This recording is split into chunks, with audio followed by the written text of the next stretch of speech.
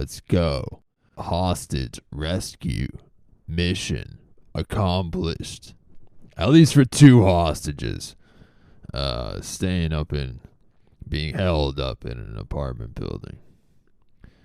Slightly easier to rescue hostages when they're in an apartment building than when they're in this fucking maze of underground tunnels that Hamas has constructed with the billions of dollars of foreign aid that's been given to the Gazans for anything other than this fucking underground terror maze bullshit. Seriously, what the fuck? Building a fucking ant farm? You built a fucking terrorist ant farm.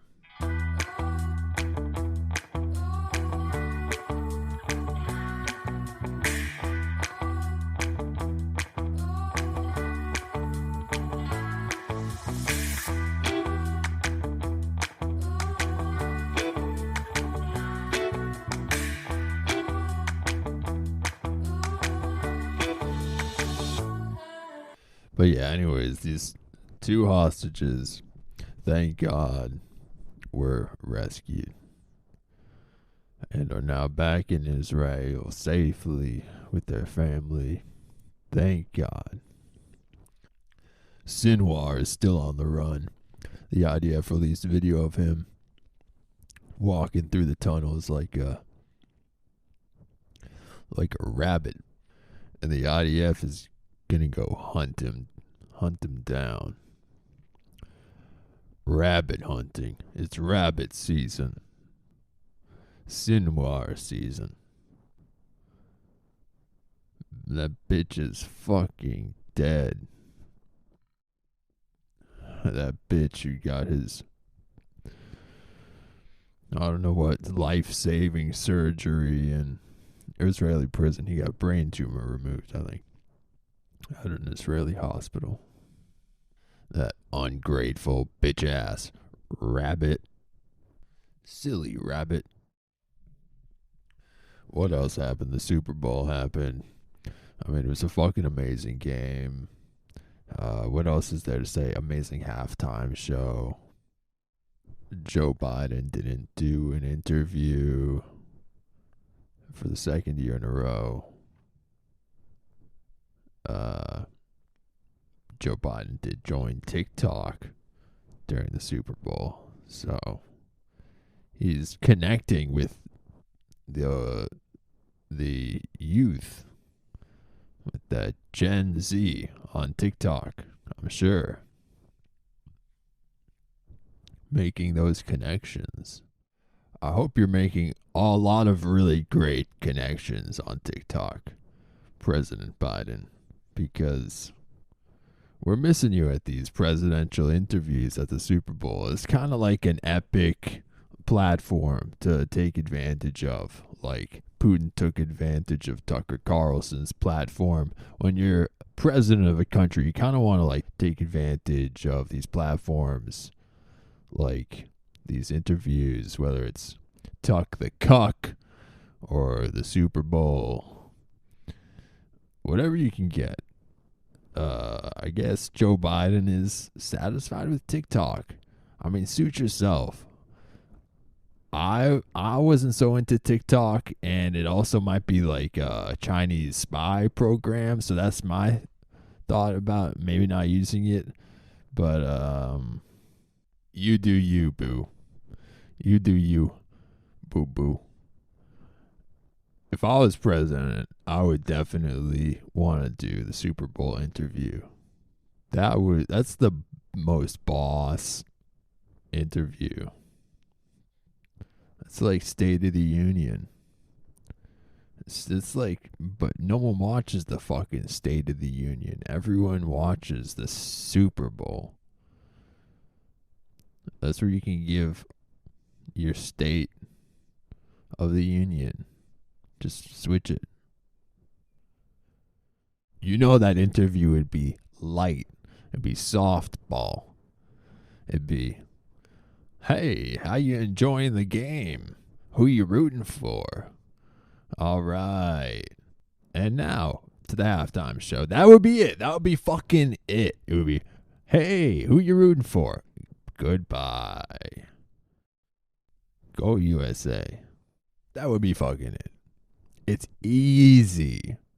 Easy. Instead, he's wasting his time trying to make TikToks and be young and shit. Hello, my fellow youth. My fellow. Man, what's that fucking meme? With Steve Buscemi and the skateboard? Classic, bro. 30 Rock. How do you do, fellow kids? How do you do? Oh my God. That is Joe Biden. Joe Biden joining TikTok. Hey, the Super Bowl had a Nickelodeon version of the broadcast for the first time this year. So maybe Joe Biden, you should get with the times, bro. TikTok is kind of old. The kids are watching the Super Bowl now, actually. So nut up or shut up and do the fucking Super Bowl interview. Come on. And I mean, how fucking sick do you guys think that must have been? The Nickelodeon Super Bowl broadcast. I think they had like SpongeBob SquarePants commentating or some shit like that. They got like cartoons in on the action, like Looney Tunes back in action. Sounds fucking crazy, like augmented reality and shit. I wonder if we can rewatch that. You can probably rewatch that shit on a certain streaming network that I'm not going to mention because it's not a sponsored commercial or whatever. But you might have to go check that out. If you're a Nickelodeon fan, such as myself, you're welcome. Nickelodeon Super Bowl. Get with the times, Mr. President. Come on. Come on, come get interviewed by SpongeBob at the Super Bowl. Will you let SpongeBob interview you? That's going to be a soft interview. Very soft. Spongy, if you will. I mean, whatever. I hope Joe Biden has fun on TikTok. I hope he doesn't get hacked by China.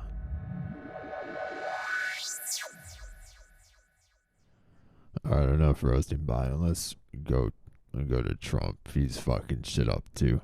Trump made his horrible comments about not helping any NATO countries that might get invaded by some sort of violent war, Ukraine, if they can't like pay all of their dues or whatever to NATO. Yeah, I mean, ideally they could pay. Everyone could pay their fair share. Donald Trump, hopefully. But sometimes some people can't always make those payments, I guess. And then their country gets fucking invaded by a fucking authoritarian regime. And, well, what do you say? Just sucks for them. Sucks for them. Some things you might wanna put a stop to if you can. Trump.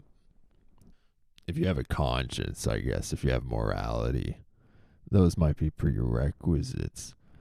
But if you are just only concerned about your bottom line, about your wallet, I guess maybe you could look the other way no matter what the fuck happens to anybody.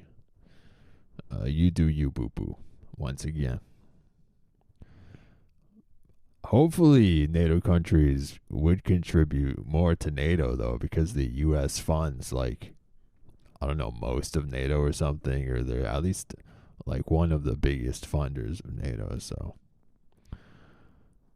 it is a little uneven, and the U.S. is, like, fucking in debt, so we're like a fucking sinking ship taking on water.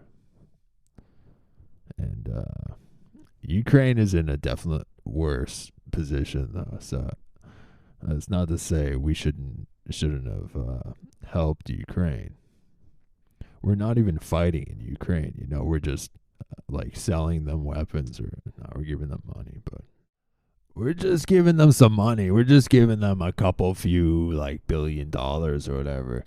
It is like a fucking shit ton of money, these aid packages. Who knew how fucking expensive war was? Man, why the fuck would you start a war and waste all of your money war and death? You could, I don't know, like buy food. You could I don't know, you could fucking go to the Super Bowl and get the $60 nachos. You could do whatever the fuck you want. Why you gotta start a fucking war at Putin, at Hamas? Don't you guys have any hobbies? I know Putin likes to ride horses with no shirt on. Why doesn't he just do that? I know they don't have horses in Gaza. At least I don't think they have horses in Gaza. I saw a video of a monkey in Gaza. There were monkeys taking over Gaza and all the ruins. That shit's fucking wild. But doesn't Hamas have any hobbies? Come on, any pastimes? Do they like to play baseball or like knitting? I mean, seriously, what the fuck? Don't you have anything better to do? No, Russia just developed this space nuke that can hit American satellites. Space nuke.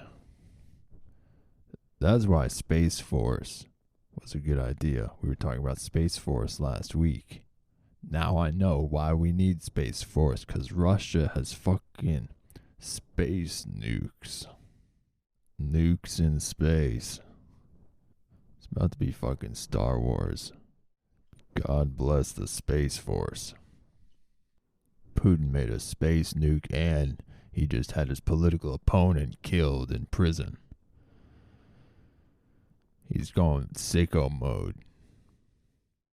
Putin has tried before to kill this guy also. This is his third attempt.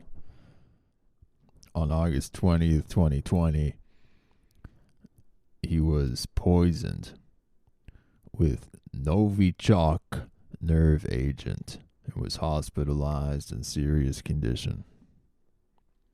And in 2017, he lost 80% of the sight in one eye after suffering a chemical burn when someone threw green liquid at his face. So, Putin put this guy through fucking hell. He couldn't just debate him. He couldn't just face him. What, are you hiding something? What do you have to hide, Putin? Insecure much? Scared of a little election? He's so scared he had to make a fucking space nuke. Putin came out and said, "Oh yeah, the Tucker Carlson interview was easy. I thought he was going to have hard questions." Yeah, right, like he wanted fucking hard questions. The Tucker Carlson interview was fucking easy. But Putin's playing the tough guy now too. You didn't want no fucking hard questions. You didn't want to talk about war crimes or any of that shit.